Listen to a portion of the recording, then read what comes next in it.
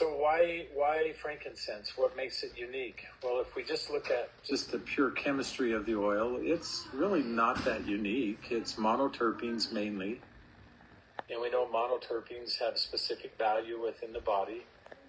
But it's this unique combination of different types of chemistry. There's limonene, there's alpha and beta pinene, there's all this chemistry that comes together, and it creates what I think is a little bit unique to frankincense. For whatever reason, this broad spectrum of activity with the essential oil.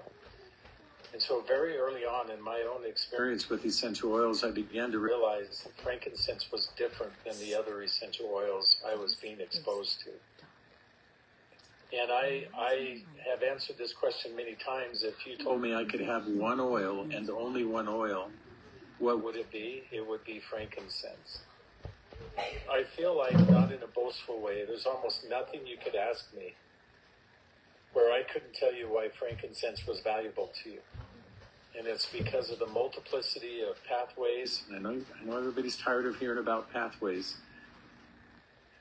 I want you to start thinking of pathways differently. This is cell function. And if I were to put a capstone over frankincense, I would say because it is the best supporter that I know of healthy cell function all throughout the body and many different types of cells. And so we get this really broad activity associated with frankincense. I remember I was doing a meeting with Peggy Smith years ago, just north of where I am right now in our office building here, and I was talking about frankincense, and I just had this epiphany where I just kind of casually said, when in doubt, get your frankincense out.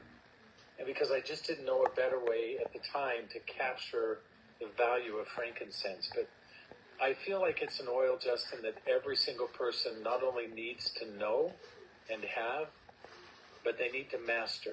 And what I mean by that is you don't need to know all the chemistry. You don't need to know all the pathways.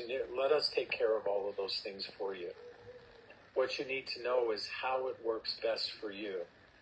And I would not hesitate for a moment to give a challenge to people that if you're not using frankincense daily, I would encourage you to do that. And using it daily after a short period of time, I bet you're going to notice some changes because of that broad activity. I tell this story often.